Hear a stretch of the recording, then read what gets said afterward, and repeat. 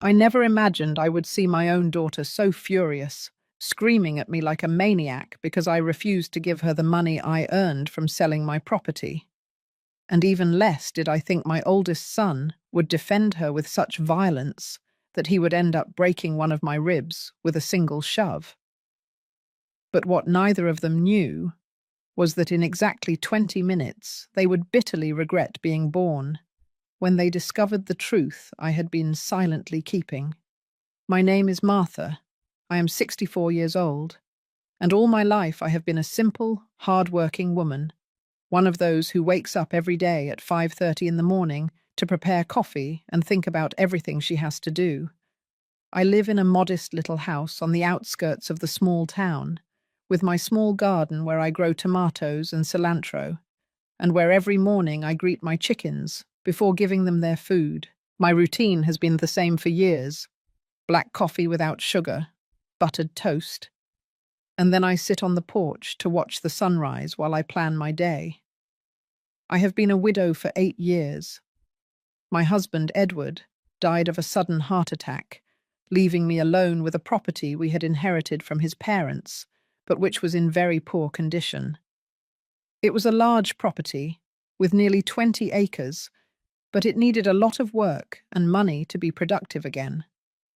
Throughout all these years, while my children, Michael and Patricia, lived their lives in the city, I managed as best I could to stay afloat.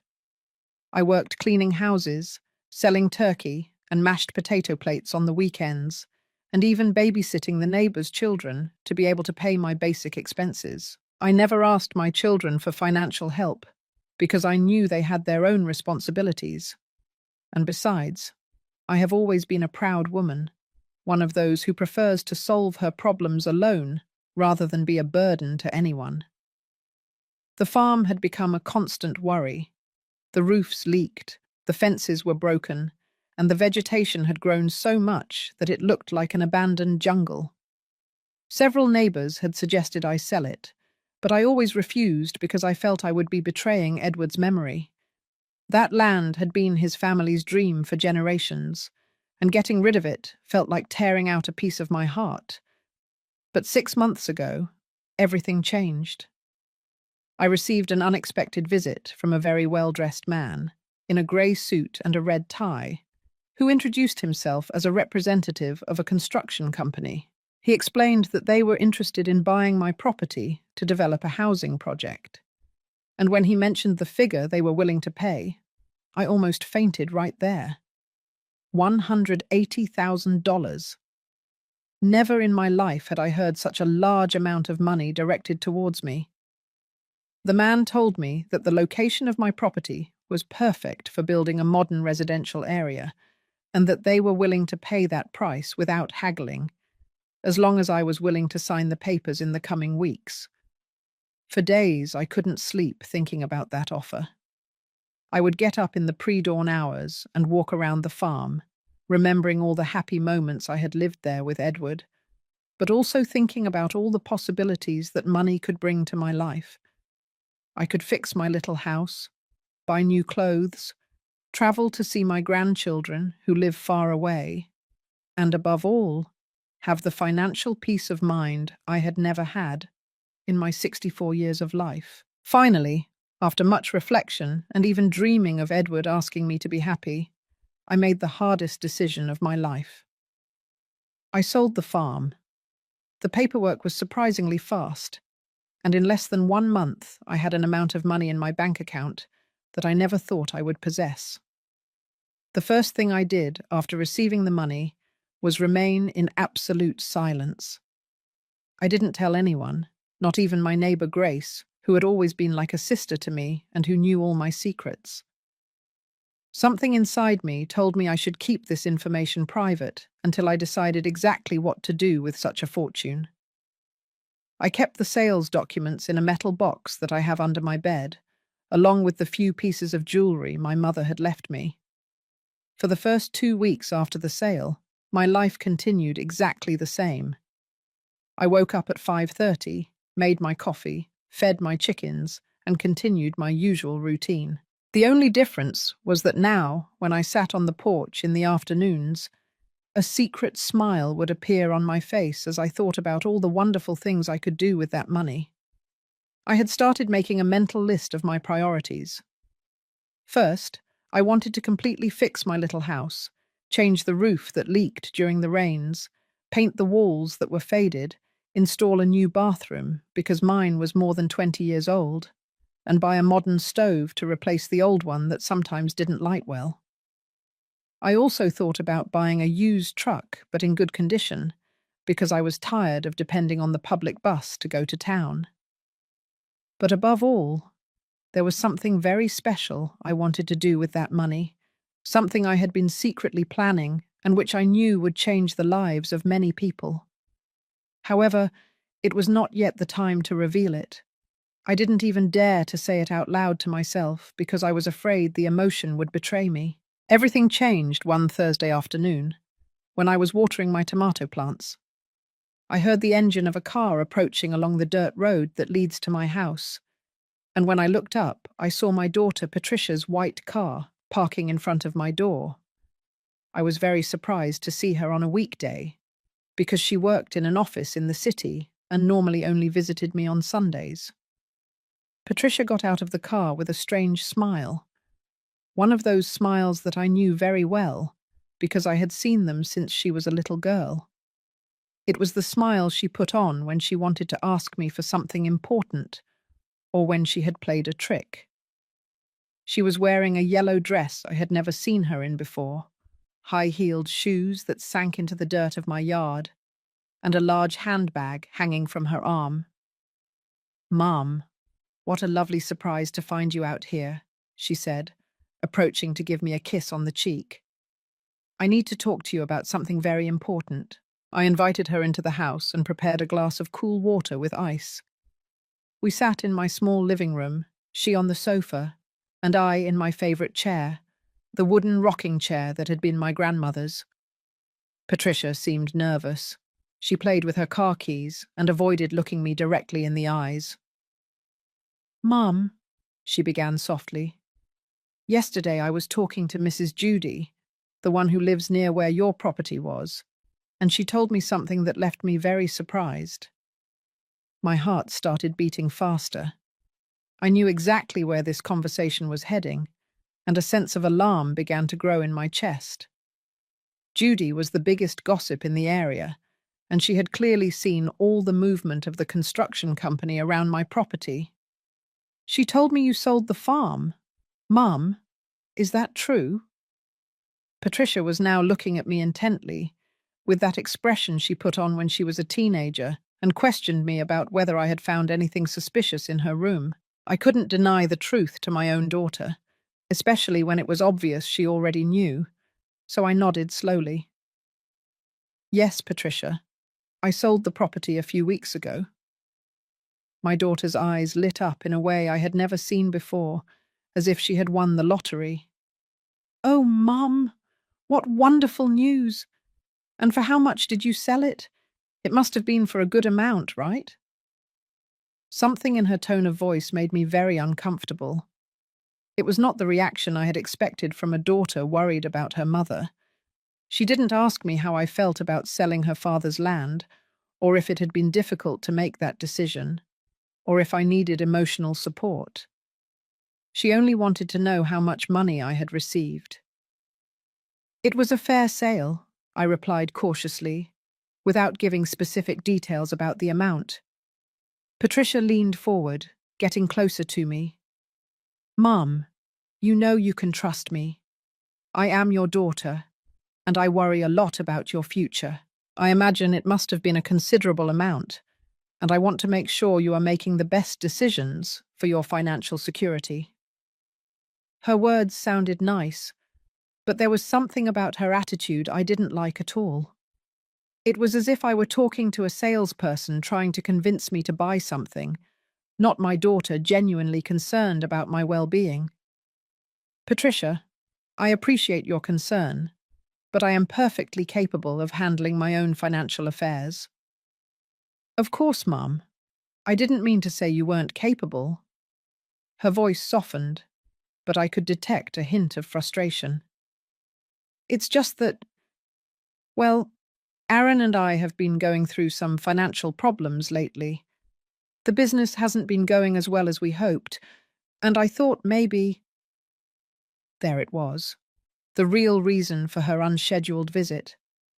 She hadn't come to see me because she was worried about me, or because she wanted to spend time with her mother.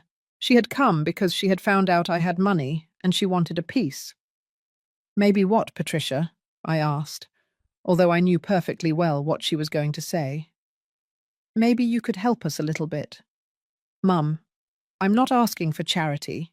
It's just a temporary loan until the business stabilizes. You could lend us about $20,000 or $30,000, and I promise we'll pay you back with interest as soon as we can. I remained silent for several seconds, looking at my daughter's face and trying to process what I had just heard. $20,000 or $30,000 was not a small amount, and the casual way she had asked for it left me completely bewildered. It was as if she were asking to borrow $20 to buy bread, not a fortune that represented years of my life working. Patricia, I said firmly, that money from the sale of the property is not for lending to anyone. I have my own plans for it.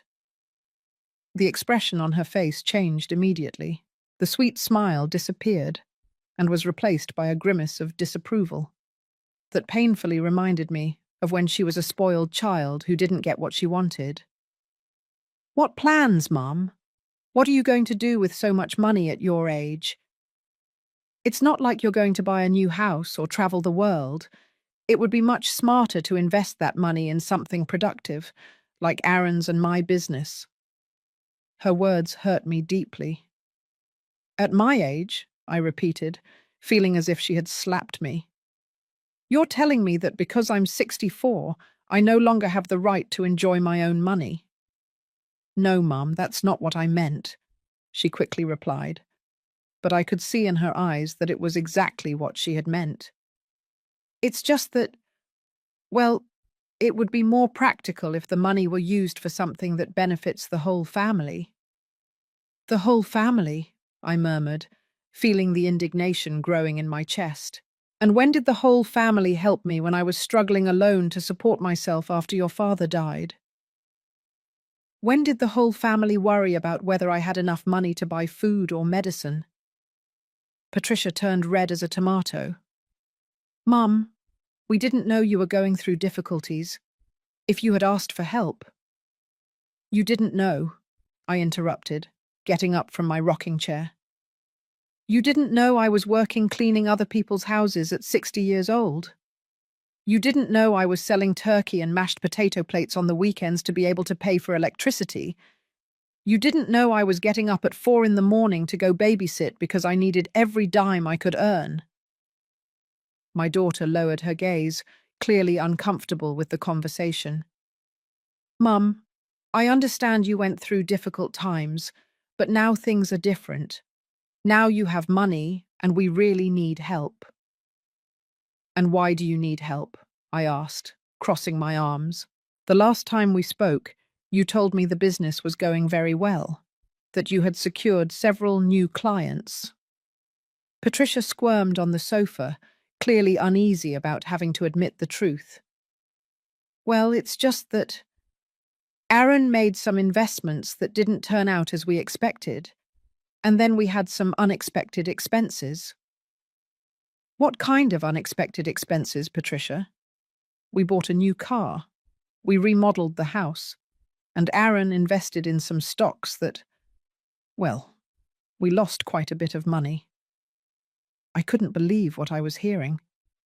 My daughter and her husband had squandered their money on luxuries and bad investments, and now they wanted me to bail them out with the money I had earned from selling the property I had struggled with for years. So you spent your money irresponsibly, and now you want me to pay the consequences of your bad decisions, I said, feeling the anger starting to boil in my veins. It's not like that, Mum. We just need a small loan to stabilize again. It's an investment in your family's future. My family, well, I repeated bitterly. Where was my family when I needed help? Where was my family when my knees hurt so much from cleaning floors that I could barely walk at night? Where was my family when I had to choose between buying medicine or buying food? Patricia abruptly stood up, and I could see her patience was running out. It's okay, Mum. We understand you are resentful, but you can't punish us forever for past mistakes. I'm not punishing you, Patricia. I am simply protecting something that is mine, by right. But that money comes from Dad's property. That property was also our inheritance. Her words hit me like lightning. Your inheritance, I shouted, feeling all my composure vanish. Your inheritance? That property was abandoned for years while I was dying trying to maintain it. You never lifted a finger to help with the expenses, with the maintenance, with anything. And now that I converted it into money with my effort and my decision, it turns out it's your inheritance. Inheritance is inheritance, Mum. It doesn't matter if you sold it or not. Just then I heard the engine of another car approaching. Through the window, I saw my son Michael's black pickup truck parking next to Patricia's car. My heart sank because I knew this visit was not a coincidence. Clearly, Patricia had planned all this in advance. Michael entered the house without even knocking on the door, as if it were his own house. He is a tall, heavy-set man, 35 years old, with a messy beard and always dressed in old t-shirts and ripped jeans. He had gained a lot of weight in recent years and had that tired look of someone who drinks too much. "Hi, Mum," he said with a forced smile. "How are you? Patricia told me the good news about the sale of the property." "Of course she told you," I muttered, sitting back down in my rocking chair because my legs were trembling with pure indignation. Michael sat down heavily on the sofa next to his sister, and I could immediately smell the aroma of beer on his breath. It was barely at 3 hours 0 minutes in the afternoon, and he had already been drinking. "Mum," Michael interjected, with that hoarse voice he had when he tried to sound serious. "I think we should talk as a family about how to handle this money in the best way." "There is nothing to talk about, Michael. The money is mine, and I will decide what to do with it." "Mum, be reasonable," Patricia intervened. "We're not asking you to give us everything. We just want you to help us a little bit. Michael also has his financial problems." I looked at my older son, this 35-year-old man who had never been able to keep a job for more than 6 months in a row. "And what are your financial problems, Michael?" He shifted uncomfortably on the sofa. "Well, I owe some house payments, and I have some outstanding debts." "What kind of debts?" "That doesn't matter, Mum. The important thing is that we are family, and families help each other." "Families help each other," I repeated slowly. "How interesting that you say that now, after 8 years in which I practically didn't exist to you." The two siblings looked at each other with that complicity I knew very well since they were children. It was the same look they exchanged when they had broken something in the house and were deciding what lie they were going to tell me.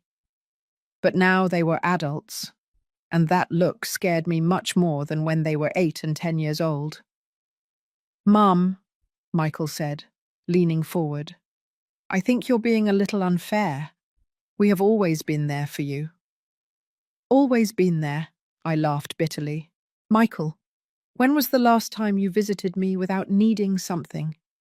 When was the last time you called me just to ask how I was?" "Mum, you know I work a lot." "You work a lot?" I interrupted him. "If you can barely keep a job for more than a few months, and when you have a job, you spend it all on beer and those betting machines at the bar." Michael's face turned red as a chili. "That's not true. I don't have a gambling problem." "Please, Michael, the whole town knows you owe money at 3 different bars. Last week, Aaron's wife told me you had borrowed $500 for an emergency, and Ethan told me he saw you spending it on the slot machines." Patricia quickly intervened, clearly trying to calm the situation. Mum, it doesn't matter what happened before. The important thing is the present. And in the present, we are a family that needs to help each other. A family. I stood up again, feeling all the frustration accumulated over the years beginning to surface. A family that only shows up when there is money involved? A family that completely ignored me for 8 years while I struggled alone to survive? We didn't ignore you, Patricia shouted, finally losing her composure. We had our own responsibilities. We couldn't be looking out for you all the time. Of course you couldn't, I replied sarcastically. You were too busy spending money on new cars and house remodels while I was working cleaning other people's bathrooms just to eat. Michael stood up, and his heavy build suddenly intimidated me. When he got angry, his voice became very deep and his eyes turned red. Mum, stop playing the victim. If you had financial problems, you should have told us. Playing the victim? I couldn't believe what I was hearing. Michael, you knew perfectly well what my situation was. You knew I lived alone, that I was a widow, that I didn't have a fixed income, but you were so busy with your own lives that you never bothered to ask if I needed help. Because you were always too proud, Patricia shouted. You always said you could manage alone. Because I had no other option. Because my own children had abandoned me. The atmosphere in the small living room had become so tense that it felt as if the very air was difficult to breathe. Michael began to pace back and forth, like a caged animal, while Patricia had stood up and was looking at me with an expression of pure frustration. It's okay, Mum, Michael said, stopping in front of me. Let's assume you're right and that we were terrible children. Does that mean you're going to punish us forever? Does that mean you're never going to forgive us? It's not about punishment or forgiveness, Michael. It's about the fact that I have plans for that money, and those plans do not include bailing you out of your own irresponsibilities. What plans? Patricia asked sharply. You never do anything exciting. You never spend money on yourself. What are you going to do? Keep it under the mattress until you die? Her words deeply wounded me, but they also gave me a fury I hadn't felt in years. You want to know what my plans are? I yelled at them. My plans are not having to worry about money ever again. My plans are being able to go to the doctor when I feel sick, without having to calculate if I can afford the consultation. My plans are being able to buy the food I want without having to check every dime. That's exactly what we're saying, Michael exclaimed. You already have all that secured. You have more money than you could spend in the rest of your life. That's why it would be smart to share a little with your family. The rest of my life, I repeated, feeling the tears starting to burn my eyes. So now it turns out I'm so old that it's no longer worth it for me to enjoy my own money. It's not that, Mum. Patricia approached me with her arms outstretched, as if to hug me, but I backed away. It's just that, well, at your age, how much can you really need? At that moment, something broke inside me. All the emotional wounds I had been holding on to for years, all the loneliness, all the abandonment, all the silent struggle, everything burst out like an erupting volcano. Get out! I screamed at them with a voice I didn't even recognize. Get out of my house right now! Mom, calm down. Michael tried to approach, but I grabbed the broom that was in the corner and raised it like a weapon. Don't come near me. Get out! I don't want to see you again until you learn to respect me. You're acting crazy, Patricia shouted. We just want to help you make intelligent decisions. Help me, I laughed hysterically. 8 years without helping me, and now you want to help me. The only help you want is to help yourselves to my money. Michael became more aggressive, approaching me dangerously. Mum, you are going to give us that money because we have a right to it. That property was Dad's, and we are his children. I maintained that property alone for 8 years. I paid the taxes. I worried about it. You never did anything. It doesn't matter. Patricia had also become aggressive. Inheritance is inheritance. There is no inheritance, I shouted at them. The property no longer exists. I sold it, and the money is mine. At that moment, Michael did something I never thought he would. He got so close to me that I could smell his beer breath on my face, and in a threatening voice he said, "Mom, you are going to give us that money. We are your children, and we have a right to it. If you don't give it to us nicely, we'll have to find other ways." "Are you threatening me, Michael?" I asked him, although my voice trembled with fear. "I'm not threatening you, Mum. I'm explaining reality to you. That money should be for the whole family. And if you don't understand that, we'll have to make you understand." Patricia nodded, fully supporting her brother. At that moment, I realized that my own children had become dangerous strangers, people capable of anything for money. "Get out," I told them in a low but firm voice. "Get out of my house right now and don't come back until you are willing to apologize to me for everything you have said today." The two of them headed towards the door, but not with the defeated attitude I expected. Instead, they walked slowly, exchanging glances that gave me the chills. Before leaving, Michael turned to me with an expression I had never seen on his face, a mix of rage and determination that chilled my blood. "This is not going to end here, Mum," he said in a low, threatening voice. "You are going to reconsider your decision, because we are not going to stand by while you keep all of our money." "It's not your money," I replied, trying to sound braver than I felt. "And if you come back to my house with that attitude, I'll call the police."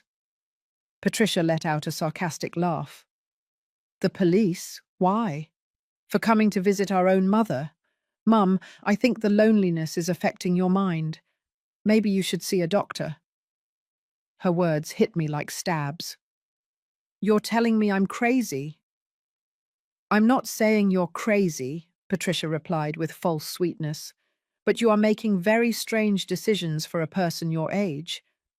Maybe you need help managing so much money. Maybe you need someone else to make those decisions for you." The fear I felt at that moment was different from anything I had ever experienced before. It was not just physical fear, but a deep terror that my own children were capable of harming me in ways I couldn't even imagine. "Go," I told them, but my voice sounded weak and broken. "Please, go and leave me alone." "We're going, Mom," Michael said, "but we'll be back. And next time, I hope you've reflected on your selfishness." After they left, I sat in my rocking chair for hours, trembling not from cold but from shock.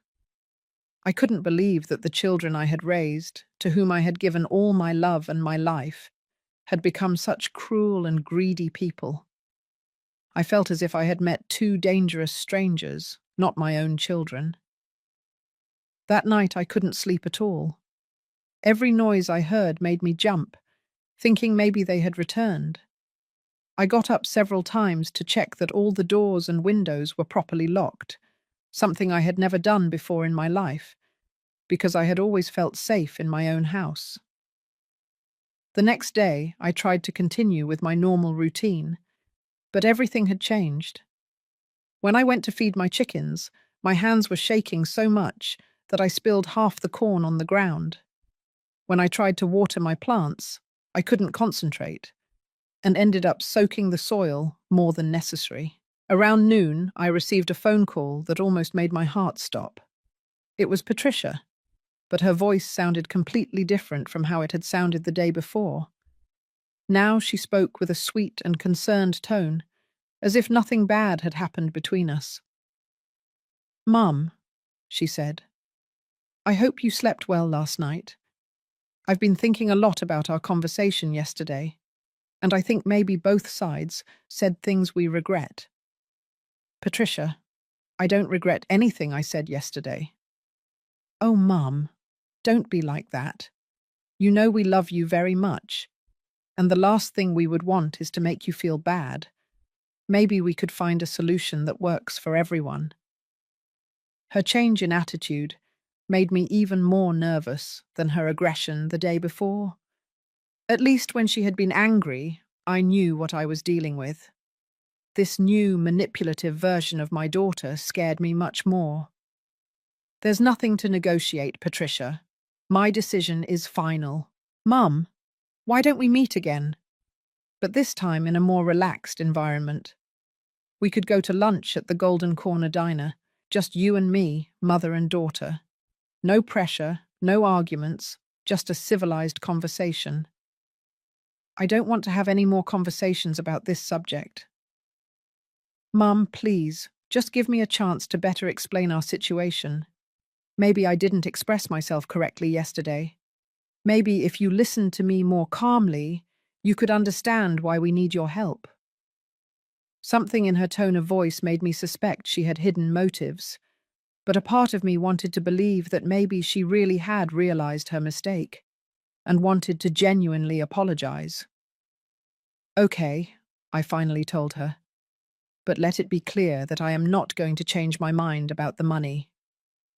Of course, Mum. I just want us to have a mother-daughter conversation. We agreed to meet the next day at the Golden Corner Diner, a small but cozy place downtown, where they served the best home-style American food in the region. It was a public place, with lots of people, where I would feel safe. That night, I slept very poorly again, with strange nightmares where Michael and Patricia chased me around the house demanding money.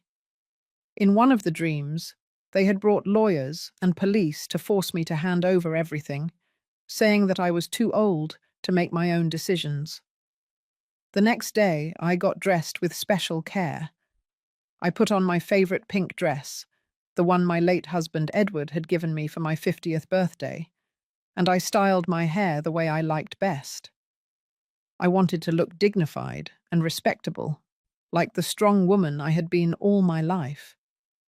I arrived at the restaurant 15 minutes before the agreed time and asked for a table near the window, where I could see the street. Patricia arrived exactly on time, but she didn't come alone. Aaron accompanied her, and that immediately put me on high alert. Aaron is a man about 40 years old, thin, with a black moustache, and always dressed in shirts that seemed too elegant for his personality. Since the day I met him, something about him had seemed false, as if he were acting all the time. He had that smile that never reached his eyes, and that way of speaking that sounded like he was constantly trying to sell you something. "Hello, mother-in-law," he said with that false smile, giving me a kiss on the cheek that made me shiver. "It's great to see you. I hope you don't mind that I came. Patricia thought it would be good if I also participated in this family conversation." "Actually, I do mind," I replied directly, "because this was a conversation between my daughter and me." Patricia quickly intervened. "Mum, Aaron is part of the family. Besides, he understands a lot about finance and business, and I thought maybe he could help us find a solution that benefits everyone." "I already told you there is nothing to negotiate." Aaron leaned forward with that expression he put on when he thought he was being very intelligent. "Mother-in-law, allow me to explain something about family finances. When a family has significant resources, the smartest thing is to distribute those resources strategically to maximize the benefit of all members. Aaron, with all due respect, my finances are none of your business." "But they are my business, mother-in-law, because I am your daughter's husband. What affects Patricia affects me, and what affects us affects our children, your grandchildren." The mention of my grandchildren especially annoyed me because I knew he was using it as a tool of manipulation. My grandchildren are perfectly well cared for, and if you have financial problems, that is your responsibility, not mine. "Mother-in-law, Aaron lowered his voice as if he were going to tell me a secret. Let me be completely honest with you. We are in a very difficult situation. If we don't get money soon, we could lose the house. Do you really want your grandchildren to be homeless? Patricia nodded dramatically, as if she were acting in a soap opera. It's true, Mum. The children don't understand why suddenly we can't buy them the things they need. Yesterday, my little one asked me why she couldn't take piano lessons anymore, and I didn't know what to tell her. Their attempts at emotional manipulation disgusted me. Patricia, if your children need something, you can talk to me specifically about those needs. But I'm not going to give you thousands of dollars so you and your husband can continue living beyond your means. Aaron changed his strategy, adopting a more aggressive tone. Mother-in-law, I don't think you are understanding the seriousness of the situation. This is not just a request for help. We have legal rights to that inheritance. Legal rights? I laughed bitterly. What legal rights? I sold my property, a property that was in my name, and the money is in my bank account. The property was your husband's inheritance, and according to the law, children have rights over paternal inheritances. Aaron, you clearly know nothing about laws. When my husband died, that property legally became mine. I paid the taxes for 8 years. I kept the documents up to date. I took care of everything. Legally, that farm was completely mine. Aaron became visibly annoyed when he realized he didn't have a valid legal argument. His face flushed, and he began to nervously tap his fingers on the table. Patricia, for her part, had adopted that victim expression she had perfected since adolescence. "Mom," Patricia said in a broken voice, as if she were about to cry, "I can't believe you are so cruel to your own family. Are you really going to let your grandchildren suffer because of your selfishness?" "I'm not cruel, Patricia. I am a woman who finally learned to value herself after years of being ignored by her own children."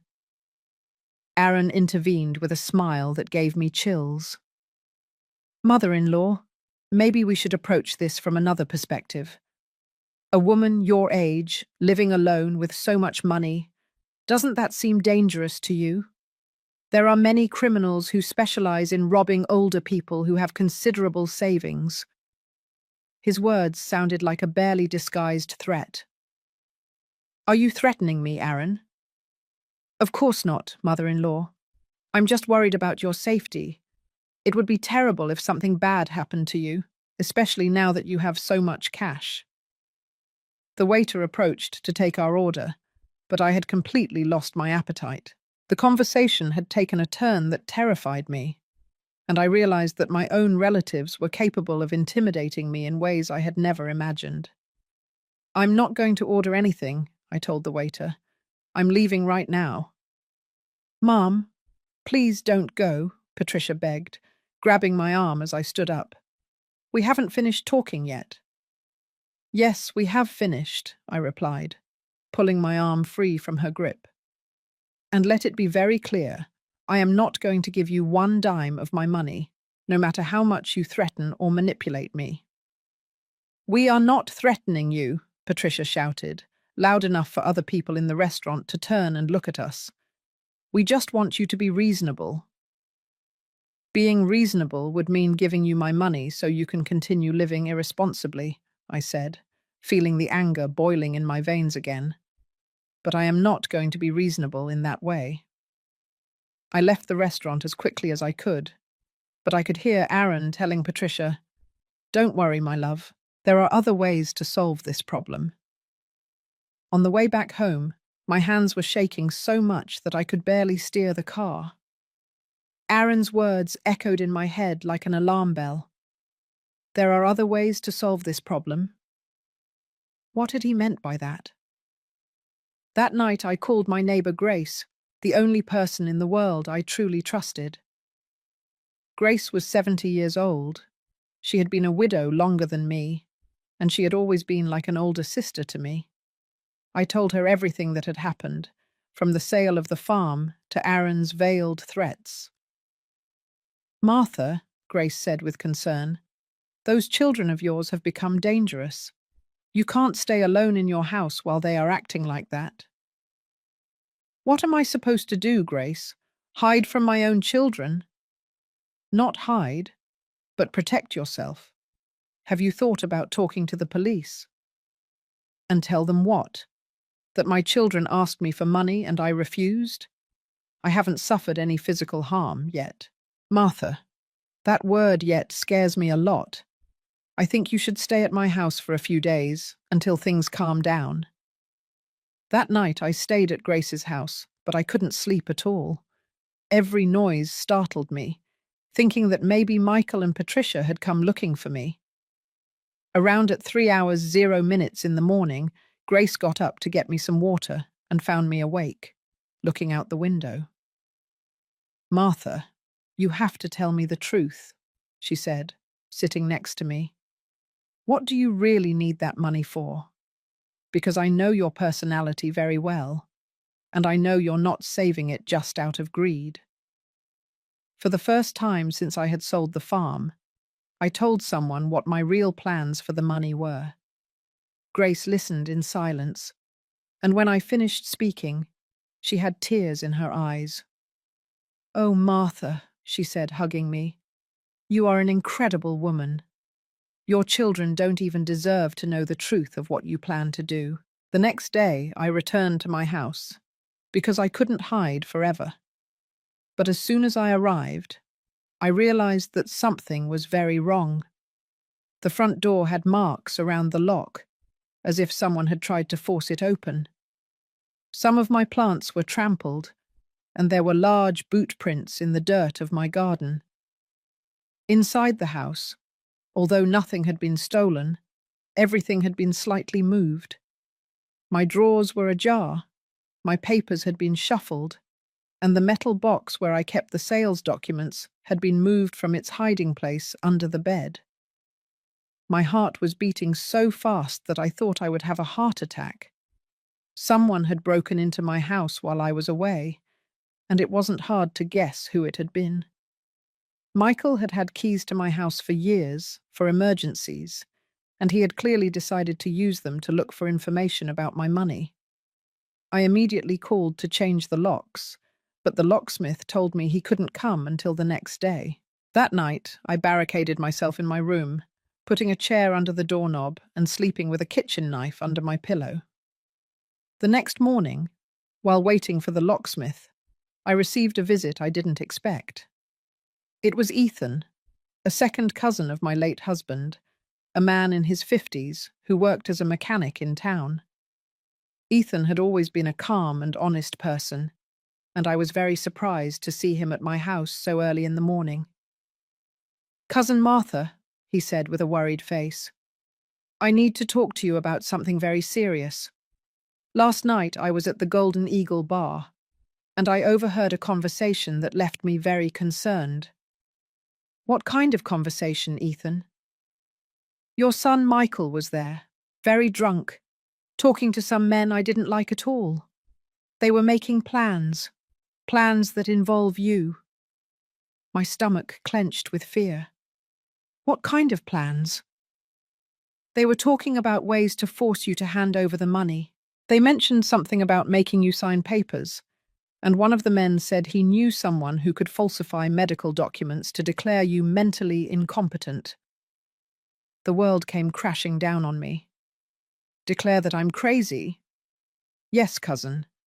They were saying that if they got a medical paper that said you had dementia or some mental problem, they could get a judge to give them legal control over your money." My worst nightmares were coming true.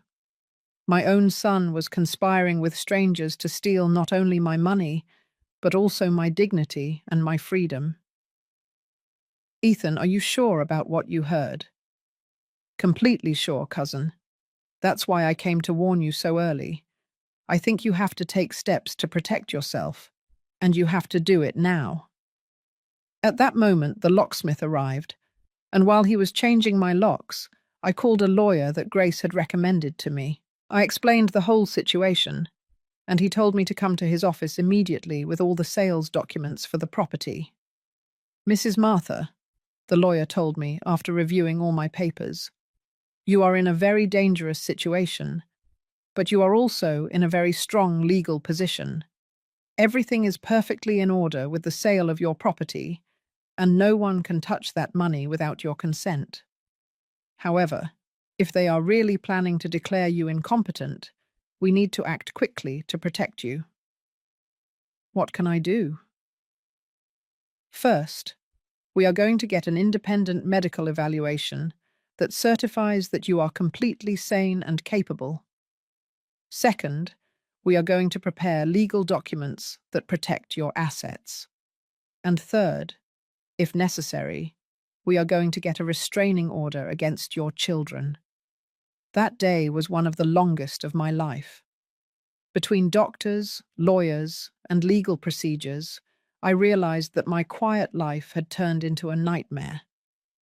But I also realized something else. For the first time in years, I was fighting for something that truly mattered to me, and that fight was giving me a strength I didn't know I had.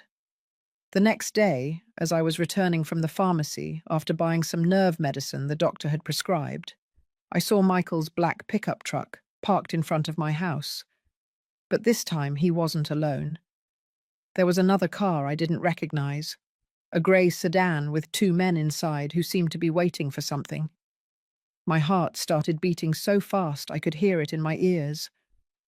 I remembered Ethan's words about the strange men Michael had been talking to at the bar, and I knew immediately that those must be them. I hid behind the mango tree that is on the corner of my property and took out my cell phone to call Grace. "Grace," I whispered, "I'm hiding near my house. Michael is here with some men I don't know, and I think they are planning to do something terrible to me." "Where exactly are you?" Grace asked in an alarmed voice. "Behind the mango tree. But I can't stay here forever." "Martha, call the police right now." "And I tell them what? That my son is visiting my house?" "You tell them you feel threatened and you need help. In the meantime, I'm on my way." I hung up the phone and dialed the emergency number. But before I could speak to anyone, I heard Michael's voice shouting my name from my yard. "Mom, I know you're around here. We just want to talk to you.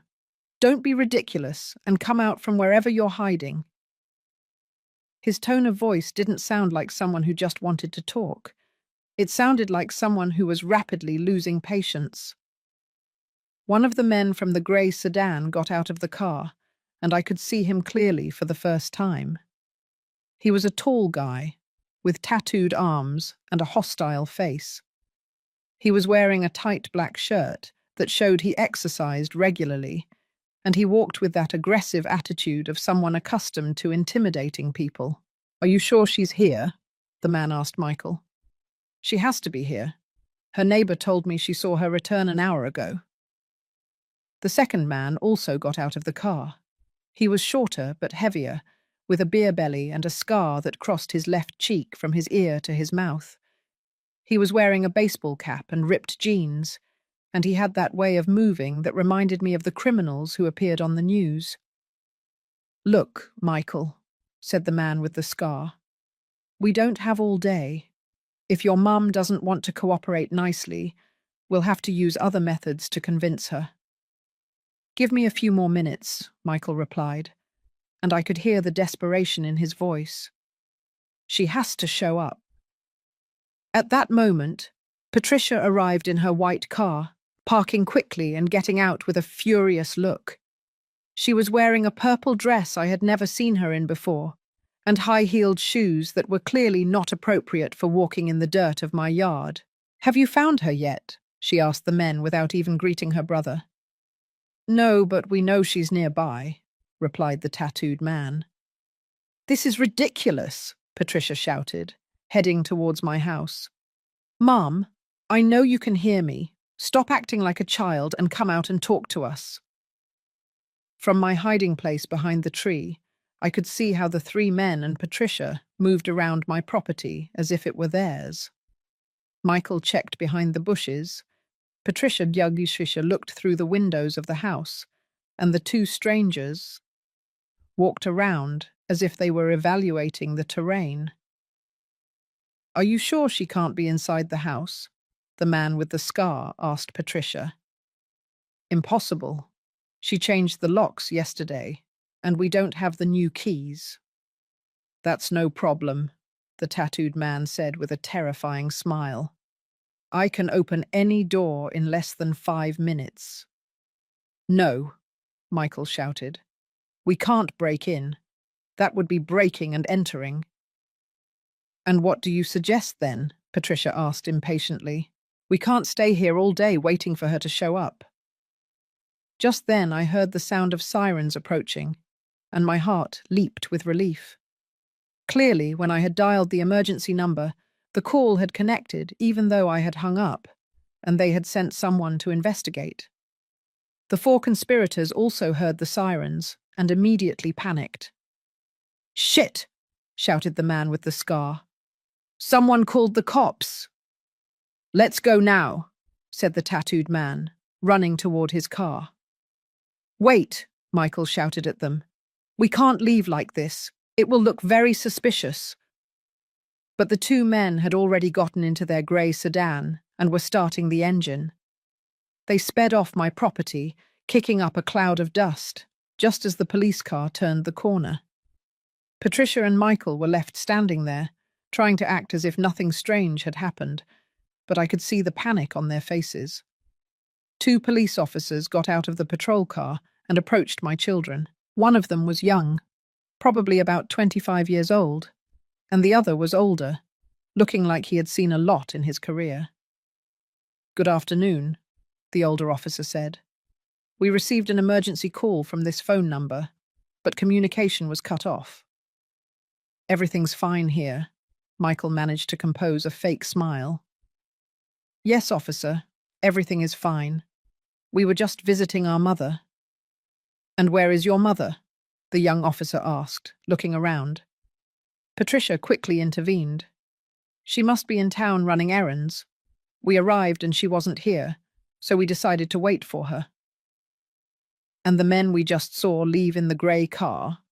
the older officer asked suspiciously. "What men?" Michael lied shamelessly. "We don't know what you're talking about." At that moment, I decided to come out of my hiding place. I couldn't allow my children to continue lying to the police, and besides, I realized it was safer to face the situation with the officers present. "Officers!" I shouted, walking towards them. "I made the call." Everyone turned to look at me. Michael and Patricia had faces of pure terror, while the officers seemed confused. "You are the owner of this house?" the older officer asked me. "Yes, I am Martha, and these are my children. But officer, they came here with 2 men who scare me a lot, and I had to hide because I feel threatened." "Mom, that's not true," Patricia shouted. "We only came to visit you." "Why did you hide from your own children?" the young officer asked me. I briefly explained the situation, the sale of the farm, the aggressive demands for money, the veiled threats, and the plans they had been making to declare me mentally incompetent. The officers listened carefully, especially when I mentioned the strange men who had been with my children. "Ma'am," the older officer said, "do you have any evidence of these threats?" "My cousin Ethan heard them talking at the bar last night. He can confirm it." Michael became very aggressive.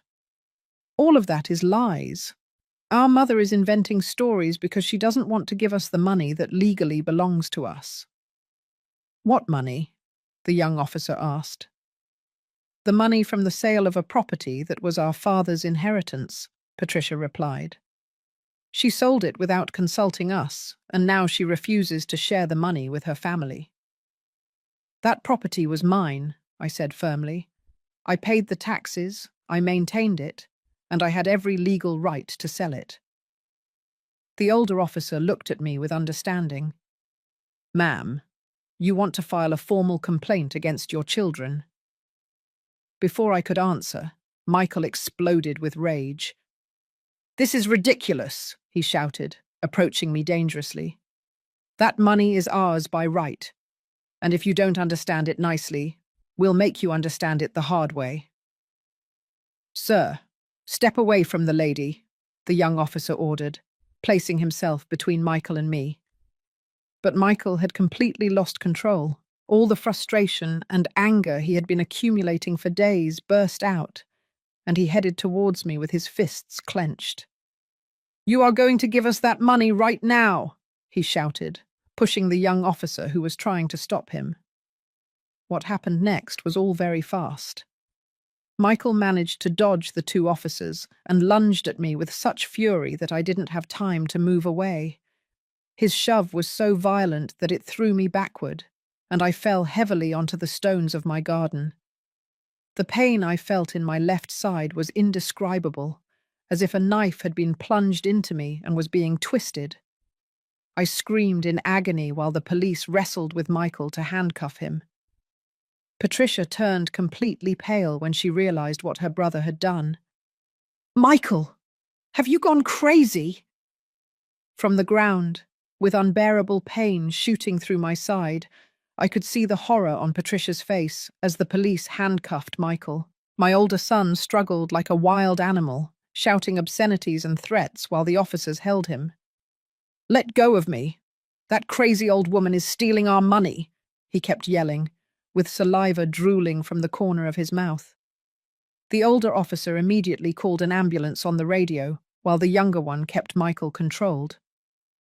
Patricia approached me, but when she tried to help me up, I cried out in pain.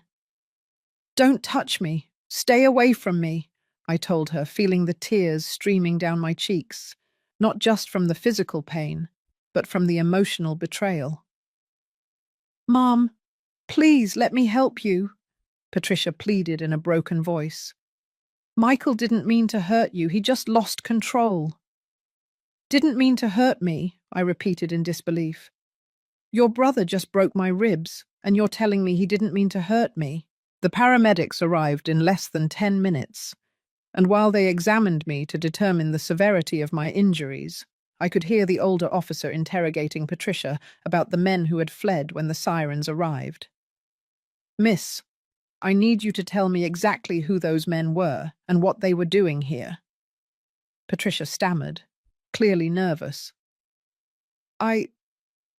I don't know them very well.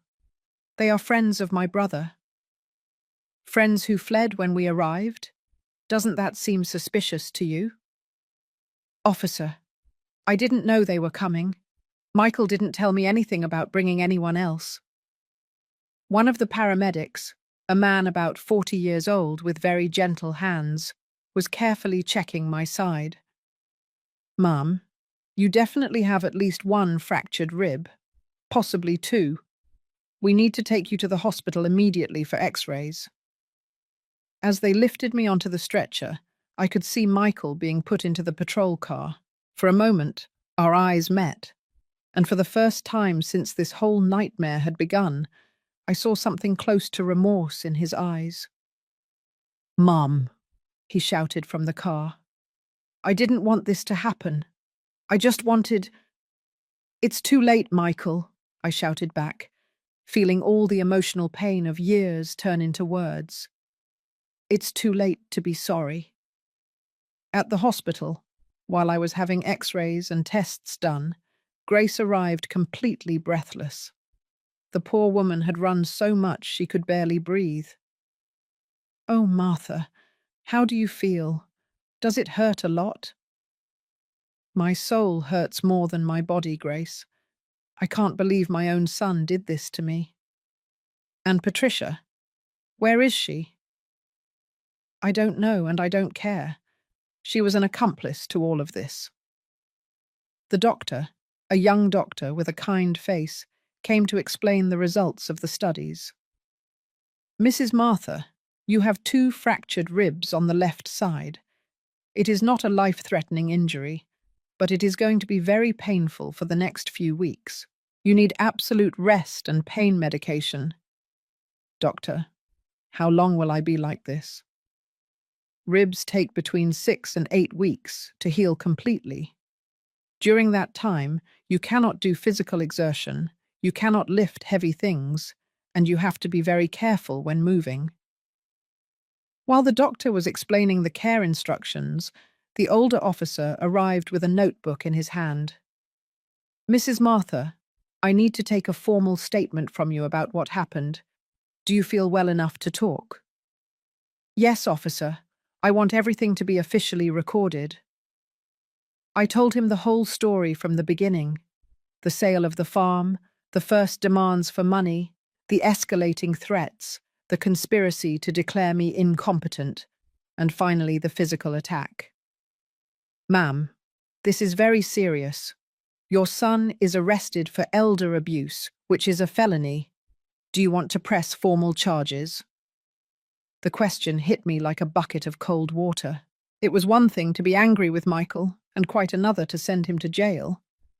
But when I thought about everything that had happened, all the threats, all the malicious plans, I realized I had no other choice. "Yes, officer, I want to press charges, not just for the physical attack, but for all the threats and intimidation." The officer nodded and continued taking notes. "We are also going to investigate those men who were with him. Your description matches some known local criminals." That night, I stayed in the hospital for observation, and Grace stayed with me. Around at 22 hours 0 minutes at night, I received a call I didn't expect. It was Patricia, and by her voice I could tell she had been crying. "Mum," she said in a broken voice, "I need to talk to you. Please." "I have nothing to talk about with you, Patricia." "Mum, please. Michael is in jail, and all of this got completely out of control. I never wanted you to be physically hurt, but you did want me to be emotionally hurt. You did want me to be robbed of my money. You did want me to be declared crazy."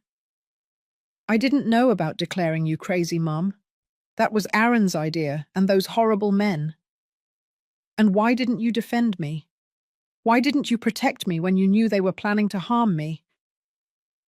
Patricia remained silent for several seconds. "Why?" "Because we needed the money, Mum. We are in a very desperate situation." "Well, now you are in an even more desperate situation. Your brother is going to jail, and you are going to have to face the legal consequences of your actions." "Mum, please, don't let Michael go to jail. He has problems with alcohol and gambling, but he is not a bad person. He just needs help."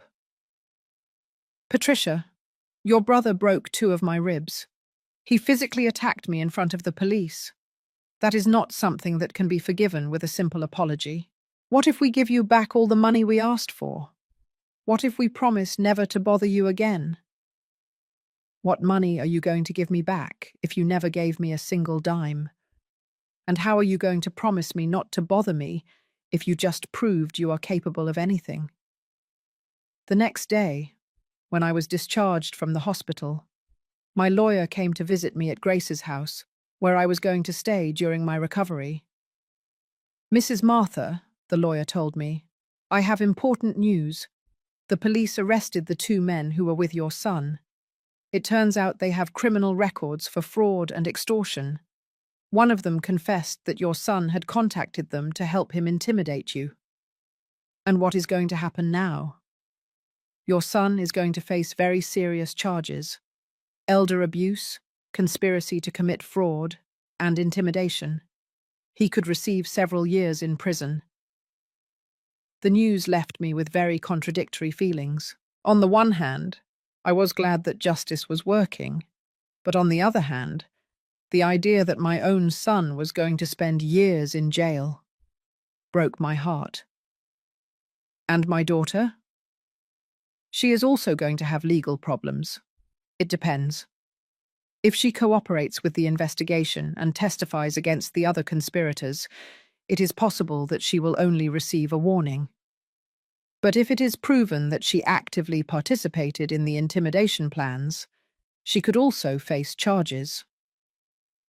That afternoon, while resting on Grace's sofa with a pillow propped against my broken ribs, I received a completely unexpected visit. It was Aaron, but he came alone, and with a completely different attitude from the one he had had at the restaurant.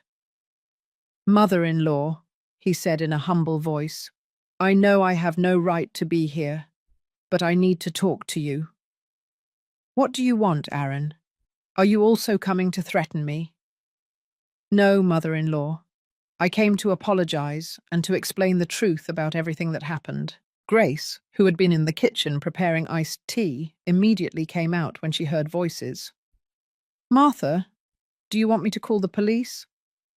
"No, Grace. Let him speak. I want to hear what excuses he has." Aaron sat on the edge of the chair, clearly nervous. "Mother-in-law, the truth is that all of this was my fault. I was the one who convinced Patricia and Michael that you owed them part of the money." "Why did you do that, Aaron?" "Because we are in a desperate financial situation. We owe more than $120,000 between credit card debts, bank loans, and money I owe to very dangerous people." For the first time, I could see genuine fear in his eyes. "Dangerous people?" "Yes, mother-in-law. People who don't accept excuses and who have threatened to hurt my family if I don't pay them soon." Finally, I was hearing the truth, and it was even worse than I had imagined. "And you thought the solution was to rob me of my money?" "It wasn't robbing, mother-in-law. I genuinely believed that you had a moral obligation to help your family. But I realized I was wrong when I saw what happened to you yesterday." "You realized? You needed to see your brother-in-law breaking my ribs to realize that you were doing something wrong." Aaron lowered his head, clearly ashamed. "Mother-in-law, I came here to ask for your forgiveness and to tell you that I am going to testify in your favor at the trial. I am going to confess all my participation in this horrible plan." His words surprised me. "Why would you do that? Don't you realize that could get you into legal trouble?" "Because it's the right thing to do, mother-in-law, and because I hope that maybe, someday, you can find a way in your heart to forgive my wife. Patricia was led astray by my influence, but deep down, she loves you very much." Aaron's words left me completely bewildered. Throughout all these days, I had been so focused on protecting myself and dealing with the betrayal that I hadn't had time to truly process my own feelings towards my children. Yes, I was furious and hurt, but beneath all that anger there was still love, a deeply wounded love, but love nonetheless. "Aaron," I told him after several minutes of silence, "I appreciate you coming to apologize, but apologies don't heal broken ribs or erase death threats." "I know, mother-in-law, and I don't expect you to forgive me immediately. I just wanted you to know the truth, and I wanted to ask you something." "What?" "When all this ends, when Michael gets out of jail, and when we have paid for our mistakes, would there be any possibility that we could rebuild this family? Not for the money, but because your grandchildren need you in their lives." The mention of my grandchildren hit me right in the heart. Throughout this whole nightmare, I had tried not to think about them, about how all of this was going to affect them. They were innocent children who were not to blame for the terrible decisions their parents had made. "My grandchildren will always be welcome in my life," I told him firmly, "but that doesn't mean I'm going to automatically forgive their parents." "I understand, mother-in-law. I just ask that with time you consider the possibility." After Aaron left, Grace and I remained silent for a long time. Finally, she broke the silence with a question I had been avoiding thinking about. "Martha, what are you going to do with the money now?" It was the first time anyone had asked me that question without ulterior motives, without trying to get something from me. Grace asked it out of genuine curiosity and because she cared about my well-being. Grace, I think it's time I told you what my real plans for that money were. I settled better on the sofa, trying to find a position that didn't hurt so much. And I told my dear friend the secret I had been keeping since the day I received the purchase offer. Do you remember my sister Susan? Of course, the one who died of cancer 5 years ago. Before she died, Susan made me promise something. She made me promise that if I ever had the resources to do it, I would help other women who were going through the same thing she went through. Grace looked at me attentively, waiting for me to continue. Susan had to sell her house, her car, and even our mother's jewelry to pay for her cancer treatments. In the end, it wasn't enough, and she died in debt and without having received all the treatments she needed. Tears began to roll down my cheeks as I remembered my younger sister, who had fought so bravely against that terrible disease. My plan was to use the money from the sale to create a fund to help low-income women who had cancer. Not all the money, of course. I was going to save a part for my own security, but the majority was going to be to fulfill the promise I made to Susan. Grace was silent for several seconds, and when she finally spoke, she had tears in her eyes. "Oh, Martha, you are an incredible woman. And to think that your children wanted to steal that money that was going to help so many needy people. Grace, the saddest thing of all is that if they had asked me about my plans with respect, I never imagined I would see my own daughter so furious, screaming at me like a maniac because I refused to give her the money I earned from selling my property. And even less did I think my oldest son would defend her with such violence that he would end up breaking one of my ribs with a single shove. But what neither of them knew was that in exactly 20 minutes they would bitterly regret being born when they discovered the truth I had been silently keeping. My name is Martha. I am 64 years old, and all my life I have been a simple, hard-working woman, one of those who wakes up every day at 5:30 in the morning to prepare coffee and think about everything she has to do. I live in a modest little house on the outskirts of the small town, with my small garden where I grow tomatoes and cilantro, and where every morning I greet my chickens before giving them their food. My routine has been the same for years: black coffee without sugar, buttered toast, and then I sit on the porch to watch the sunrise while I plan my day. I have been a widow for 8 years. My husband, Edward, died of a sudden heart attack, leaving me alone with a property we had inherited from his parents, but which was in very poor condition. It was a large property, with nearly 20 acres, but it needed a lot of work and money to be productive again. Throughout all these years, while my children, Michael and Patricia, lived their lives in the city, I managed as best I could to stay afloat. I worked cleaning houses, selling turkey and mashed potato plates on the weekends, and even babysitting the neighbors' children to be able to pay my basic expenses. I never asked my children for financial help because I knew they had their own responsibilities. And besides, I have always been a proud woman, one of those who prefers to solve her problems alone rather than be a burden to anyone. The farm had become a constant worry. The roofs leaked, the fences were broken, and the vegetation had grown so much that it looked like an abandoned jungle. Several neighbors had suggested I sell it, but I always refused because I felt I would be betraying Edward's memory. That land had been his family's dream for generations, and getting rid of it felt like tearing out a piece of my heart. But 6 months ago, everything changed.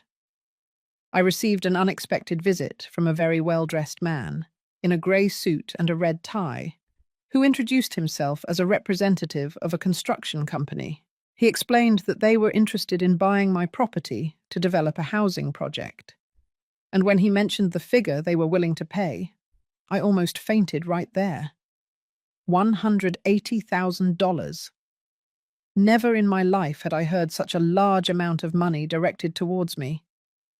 The man told me that the location of my property was perfect for building a modern residential area, and that they were willing to pay that price without haggling, as long as I was willing to sign the papers in the coming weeks. For days, I couldn't sleep thinking about that offer. I would get up in the pre-dawn hours and walk around the farm, remembering all the happy moments I had lived there with Edward, but also thinking about all the possibilities that money could bring to my life.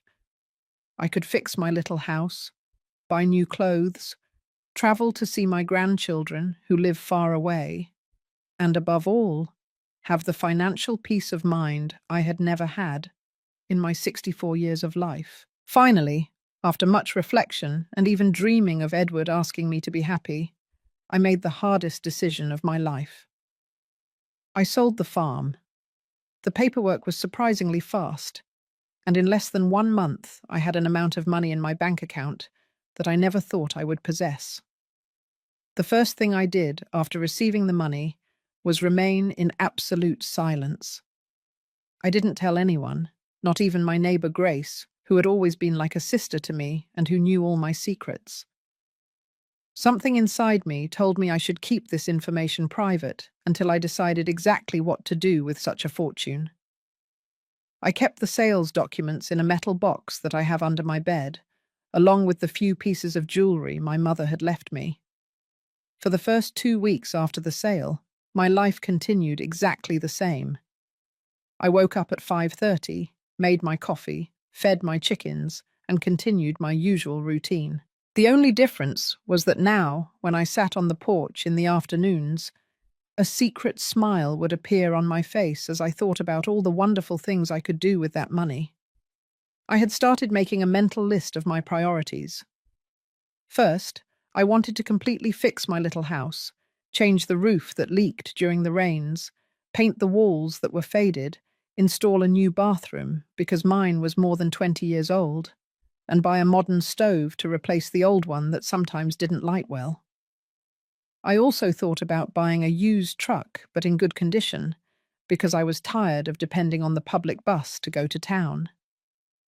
But above all, there was something very special I wanted to do with that money, something I had been secretly planning and which I knew would change the lives of many people. However, it was not yet the time to reveal it. I didn't even dare to say it out loud to myself because I was afraid the emotion would betray me. Everything changed one Thursday afternoon, when I was watering my tomato plants. I heard the engine of a car approaching along the dirt road that leads to my house, and when I looked up, I saw my daughter Patricia's white car parking in front of my door. I was very surprised to see her on a weekday, because she worked in an office in the city and normally only visited me on Sundays. Patricia got out of the car with a strange smile, one of those smiles that I knew very well, because I had seen them since she was a little girl. It was the smile she put on when she wanted to ask me for something important, or when she had played a trick. She was wearing a yellow dress I had never seen her in before, high-heeled shoes that sank into the dirt of my yard, and a large handbag hanging from her arm. "Mom, what a lovely surprise to find you out here," she said, approaching to give me a kiss on the cheek. "I need to talk to you about something very important." I invited her into the house and prepared a glass of cool water with ice. We sat in my small living room, she on the sofa, and I in my favorite chair, the wooden rocking chair that had been my grandmother's. Patricia seemed nervous. She played with her car keys and avoided looking me directly in the eyes. "Mum," she began softly, "yesterday I was talking to Mrs. Judy, the one who lives near where your property was, and she told me something that left me very surprised." My heart started beating faster. I knew exactly where this conversation was heading, and a sense of alarm began to grow in my chest. Judy was the biggest gossip in the area, and she had clearly seen all the movement of the construction company around my property. "She told me you sold the farm. Mum, is that true?" Patricia was now looking at me intently, with that expression she put on when she was a teenager, and questioned me about whether I had found anything suspicious in her room. I couldn't deny the truth to my own daughter, especially when it was obvious she already knew. so I nodded slowly. Yes, Patricia. I sold the property a few weeks ago. My daughter's eyes lit up in a way I had never seen before, as if she had won the lottery. Oh, Mum, what wonderful news! And for how much did you sell it? It must have been for a good amount, right? Something in her tone of voice made me very uncomfortable. It was not the reaction I had expected from a daughter worried about her mother. She didn't ask me how I felt about selling her father's land, or if it had been difficult to make that